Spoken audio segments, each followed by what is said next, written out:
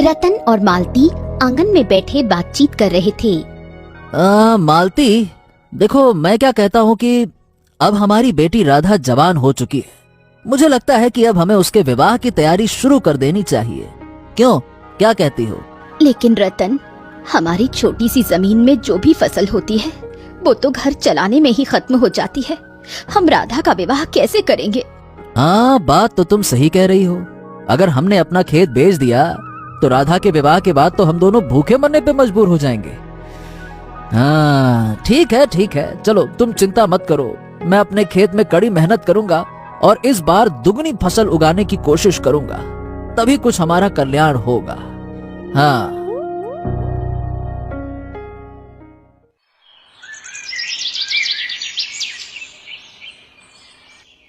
अगले दिन रतन अपने खेत में दुगनी मेहनत कर रहा था। उसे इस तरह काम करते हुए देखकर गांव का मुखिया वहां आ पहुंचा। अरे रतन, क्या बात है भाई, क्या बात है? तुम तो पहले भी मेहनत करते थे, लेकिन इस बार तो कुछ ज्यादा ही कड़ी मेहनत कर रहे हो। क्यों, क्या बात है? अरे मुखिया जी, मुझे अपनी बेटी राधा का विवाह जो करना है। ओह बहुत बढ़िया, बहुत बढ़िया। देखना तुम्हारी मेहनत रंग लाएगी रतन। हाँ।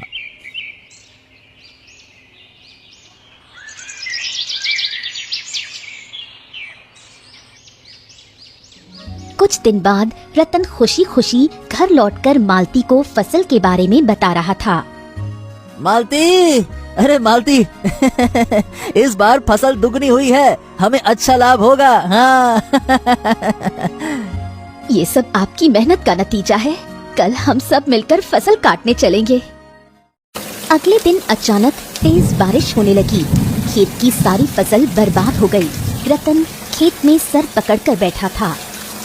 हे भगवान, हे भगवान, अब मैं क्या करूं? सोचा था फसल बेचकर कुछ लाभ होगा, लेकिन अब तो मेरे पास बीज खरीदने तक के लिए भी पैसे नहीं है। ये क्या हो गया?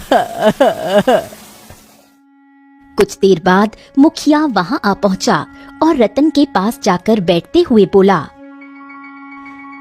रतन, शांत हो जाओ, शांत। देखो, सिर्फ तुम्हारा ही नहीं बल्कि गांव के सभी खेतों का यही हाल है। बारिश बहुत ही भयंकर थी, इसलिए अब जो हो रहा है सबके साथ हो रहा है। हम सब दुखी हैं। शांत रहो, है ना? शांत। मुखिया इतना कहकर चला गया।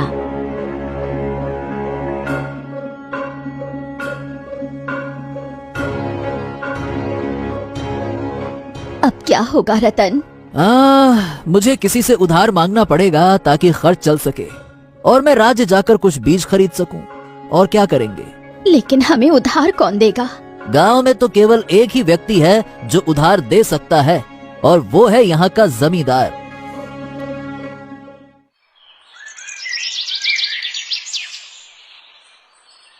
रतन जमींदार के सामने हाथ जोड़कर खड़ा था।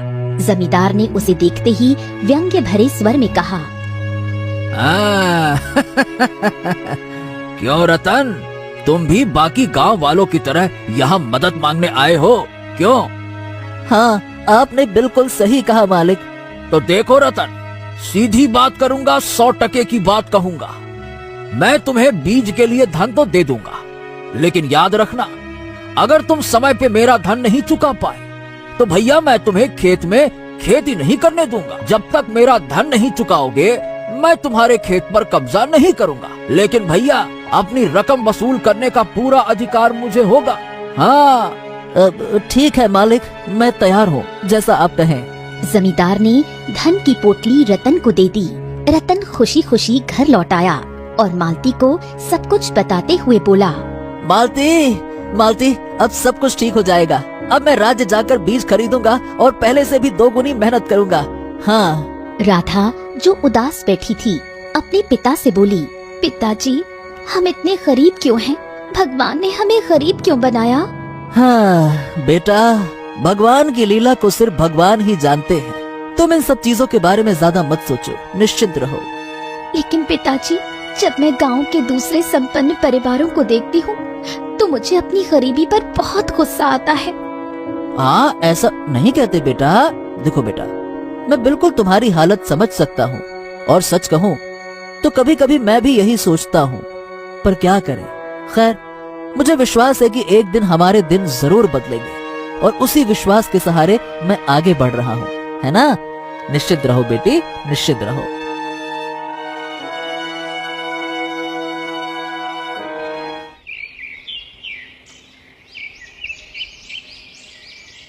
अगले दिन रतन ने बीज बो दिए और फिर से कड़ी मेहनत करने लगा। ऐसे ही कई महीने बीत गए और फसल लहलहाने लगी। लेकिन जब कटाई का दिन आया तो रतन की उम्मीदें बिखर गई। पूरी फसल में कीड़े लग चुके थे।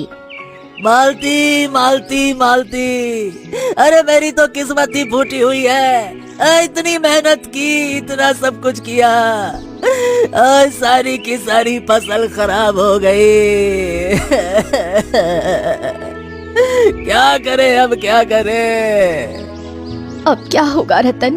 घर में अनाज भी नहीं बचा है। पिताजी, अगर ऐसे ही रहा तो जमींदार अब आपको खेत में काम भी नहीं करने देगा। रतन गहरी चिंता में डूब गया। उसकी आंखों में निराशा साफ झलक रही थी। तभी जमींदार खेत में आ पहुंचा। उसके चेहरे पर कठोरता साफ झलक रही थी। हे रतन, 2 दिन बाद मेरी रकम लौटानी ही है। मैं अभी से तुम्हें चेतावनी देने आया हूँ। हाँ, याद रखना, 2 दिन। जमींदार जी, जमींदार जी, देखिए मेरी फसल में कीड़े लग गए। सारी फसल बर्बाद हो गई। कहाँ से चुकाऊंगा? मेरी मुसीबत भी समझिए। ए भैया, दूर दूर दूर। तुम्हारी मुसीबत से मुझे कोई मतलब नहीं है। सिर्फ तुम्हारे ही खेत में नहीं, गांव के ज्यादातर किसानों के खेत में कीड़े लगे हैं। तो मैं क्या करूं? है सीधी बात, 100% की बात। वादे के मुताबिक अगर तुम मेरा धन नहीं चुका पाए तो भैया मैं तुम्हारे खेत में तुम्हें खेती नहीं करने दूंगा, बस। जमींदार जी, ये तो अन्याय है, अन्याय। अन्याय नहीं, ये मेरी जुबान है। अब तुम जानो, तुम्हारा काम जाने। सुना है जंगल में एक रहस्यमयी तालाब है। कहते हैं कि वो हर मनुष्य की इच्छा पूरी करता है। अब जाकर उसी से सहायता मांग ले। हो सकता है वो तेरी सुन ले। रतन आंखों में आंसू लिए चुपचाप घर आ गया। रतन के मन में अब उस तालाब की बात गूंजने लगी। मैं उस रहस्यमयी तालाब के पास जरूर जाऊंगा। वो तालाब? तुमने सुना नहीं? उसके बारे में कितनी खतरनाक बातें मशहूर हैं। जमींदार तो पागल हो गया है जो तुम्हें ऐसी सलाह देकर गया। पिताजी, क्या वाकई उस रहस्यमयी तालाब की बातें सच हैं? बचपन से तो सुनता आया हूँ कि उस तालाब से जो भी इच्छा मांगो वो पूरी हो जाती है। पिताजी, क्या वाकई उस रहस्यमयी तालाब के बारे में जो अफवाहें मशहूर हैं वो सच हैं? बचपन से सुनता तो आया हूँ मैं मालती, कि उस तालाब से अगर कोई इच्छा मांगता है तो उसकी इच्छा पूरी हो तो जाती है। लेकिन क्या? लेकिन इच्छा मांगने वाले का मन वैसा नहीं रह जाता। कहते हैं कि उसकी आत्मा शापित हो जाती है। हमें इससे क्या लेना देना? हमें तुरंत अमीर बनना है, इतना धनवान कि जमींदार भी हमारे आगे चींटी लगे। रतन चुपचाप गहरी सोच में डूब गया। लेकिन इस बार उसके मन में लालच और मजबूरी का घमासान चल रहा था।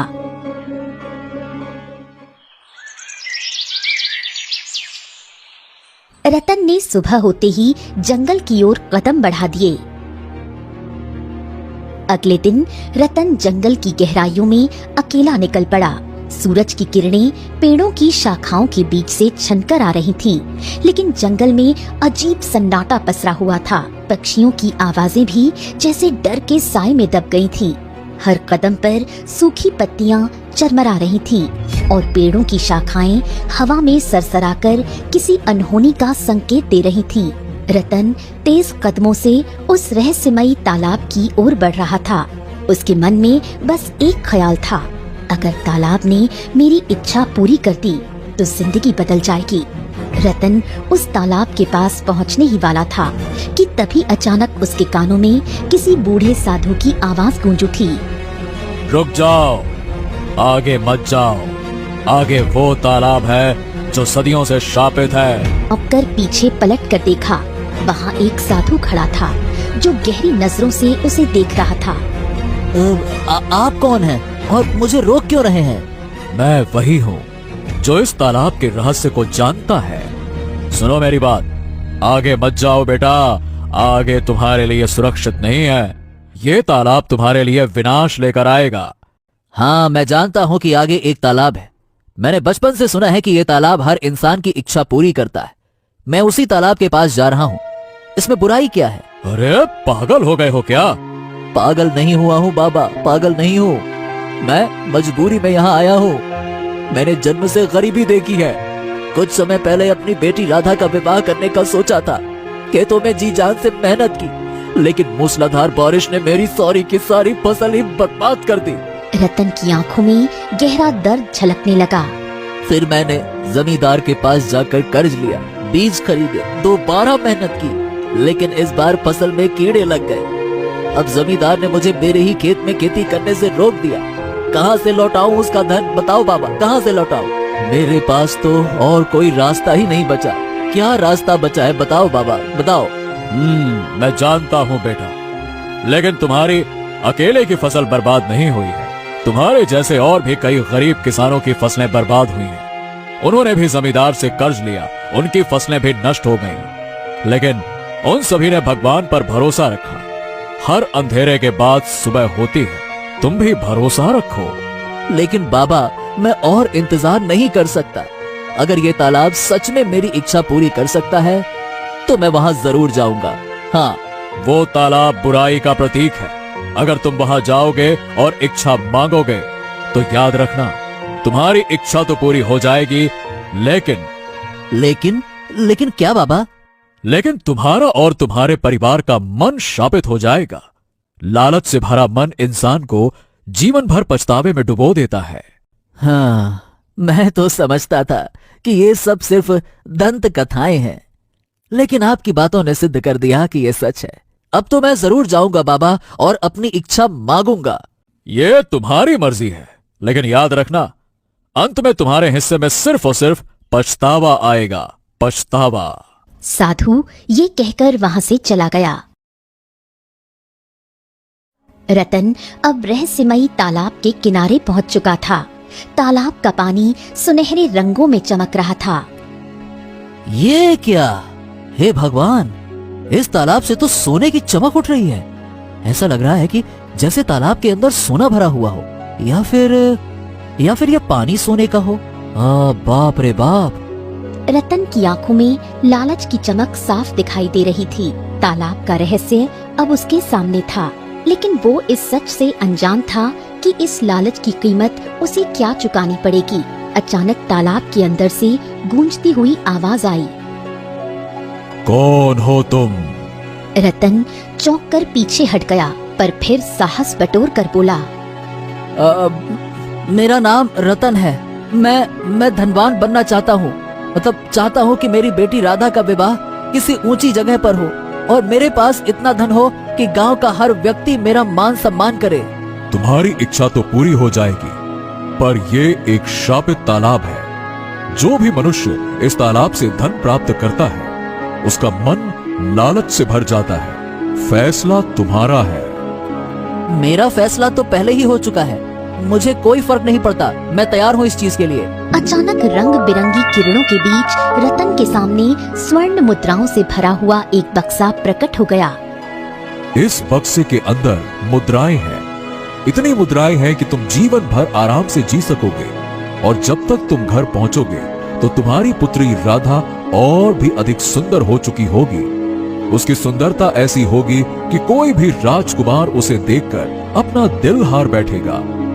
लेकिन हाँ, अभी भी समय है, सोच लो।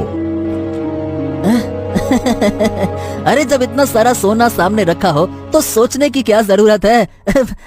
मैं तैयार हूँ हर चीज के लिए। हाँ। रतन का मन अब पूरी तरह लालच से भर चुका था। वो बक्सा उठाकर रात के समय अपने घर लौट आया। रतन अपने घर पहुंचकर बक्सा खोलकर अपनी पत्नी मालती और बेटी राधा को दिखाने लगा। दोनों की आंखें चमक उठी। इतनी सारी स्वर्ण मुद्राएं, ये सब कहाँ से लाए हो रतन? हाँ मालती, हाँ। और उस रहस्यमयी तालाब ने ये भी कहा था कि मेरी पुत्री का रूप सौंदर्य और भी बढ़ जाएगा और उसे कोई राजकुमार ही पसंद करेगा। अचानक रंग बिरंगी किरणें राधा के चेहरे पर पड़ी और वो पहले से भी अधिक सुंदर हो गई। पिताजी, मैं तो और भी सुंदर हो गई। मुझसे सुंदर तो अब कोई नहीं होगा। अरे अब तो मेरी किस्मत बदल चुकी है।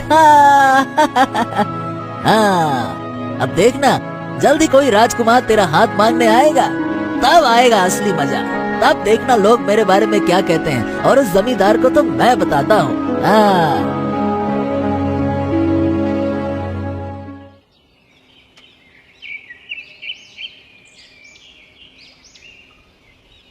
रतन की झोपड़ी अब एक आलीशान महल में बदल चुकी है। रतन का परिवार अब ऐशो आराम से जीवन व्यतीत कर रहा था। हमारे बुरे समय में जमींदार ने हमें हमारे ही खेत में खेती नहीं करने दी। अब जाओ और अपना खेत छुड़ा कर लाओ। अब हमें उस छोटे से खेत की क्या जरूरत है? मैं जानती हूँ, लेकिन जमींदार को दिखाना चाहिए कि अब तुम जो चाहो वो खरीद सकते हो। उसे एहसास दिलाओ कि अब तुम्हारी हैसियत उससे कहीं ऊपर है। ठीक है, कल जाकर उसे सबक सिखाऊंगा। रतन जमींदार की हवेली में पहुंच गया। वो कुछ स्वर्ण मुद्राएं जमींदार के सामने फेंकता हुआ बोला, ये लो जमींदार, और मेरी बात कान खोल के सुनो। आज मैं कहूंगा 100% की बात और सीधी बात तुम्हारे अंदाज में। सुनो, अब से मेरे खेत से अपने आदमियों को हटा लो। अब वो खेत फिर से मेरा है, समझ गए? अरे अरे अरे अरे, जब से तुम धनवान हुए हो अपने आप को क्या समझने लगे हो? मैं जानता हूँ कि तुम जमींदार हो, लेकिन आज तुम्हारी हैसियत मेरे सामने चींटी के बराबर भी नहीं है। सोच समझ के बात करना। ए भैया, तुम्हारे पास एक बड़ा महल जैसा घर है और स्वर्ण मुद्राएं हैं। इसका मतलब ये नहीं है कि तुम कुछ भी करोगे, कुछ भी कहोगे। ए भैया, तुम्हारे पास बड़ा महल है, स्वर्ण मुद्राएं हैं, लेकिन मेरे पास पूरे गांव की जमीन है। तुम्हारा घमंड ज्यादा दिन टिकेगा नहीं, बता रहा हूँ मैं। अगर ऐसा है तो कुछ दिन धैर्य रखो, मैं जल्द ही पूरे गांव की जमीन अपने नाम करवा लूंगा, समझ गए? इतना कहकर रतन वहां से चला गया। जमींदार के चेहरे पर क्रोध और असंतोष का भाव स्पष्ट झलकने लगा। उसी दिन रतन की पुत्री राधा घर के बाहर बैठी थी। अचानक एक राजकुमार घोड़े पर वहां से गुजरा। उसकी नजर गांव में बने सुंदर घर पर पड़ी और वो ठिठक गया। अरे वाह वाह वाह वाह, ये घर इतना सुंदर है, यहाँ कौन रहता होगा? राजकुमार घोड़े को मोड़कर उस घर की ओर बढ़ा। जैसे ही उसकी नजर राधा पर पड़ी, वो मंत्रमुग्ध रह गया। कौन हो तुम? मेरा नाम राधा है। हाँ हाँ हाँ हाँ हाँ, न जाने क्यों पहली ही नजर में तुमसे प्रेम हो गया। दरअसल मैं तुमसे विवाह करना चाहता हूँ। तभी रतन और उसकी पत्नी मालती वहाँ आ पहुँचे। राजकुमार, आप यहाँ? मुझे आपकी पुत्री से प्रेम हो गया है। ये तो मेरे लिए बड़ी सौभाग्य की बात है राजकुमार, वाकई में। मैं फिर से आऊंगा अगर आप लोग इजाजत दें तो। अरे इसमें आपत्ति कैसी हो सकती है राजकुमार? जब आपका मन करे तब आइए, आपका ही घर है ये। उस दिन के बाद राजकुमार बार बार रतन के घर आने लगा। गांव में चर्चा होने लगी कि राज्य का राजकुमार रतन के घर आता है, जिससे रतन का गांव में दबदबा बढ़ने लगा। रतन, उसकी पत्नी मालती और पुत्री राधा अहंकार में डूब गए।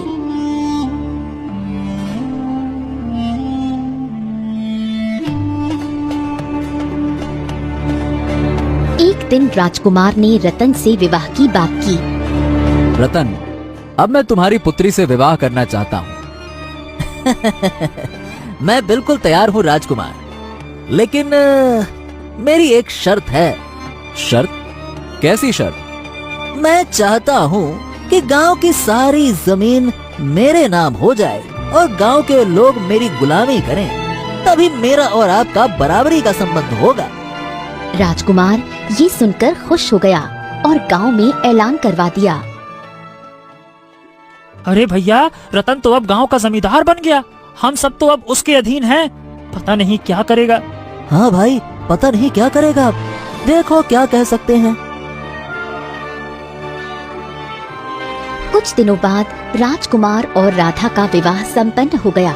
राधा महल में ऐशो आराम का जीवन बिताने लगी। इधर रतन और उसकी पत्नी मालती अहंकार में चूर थे।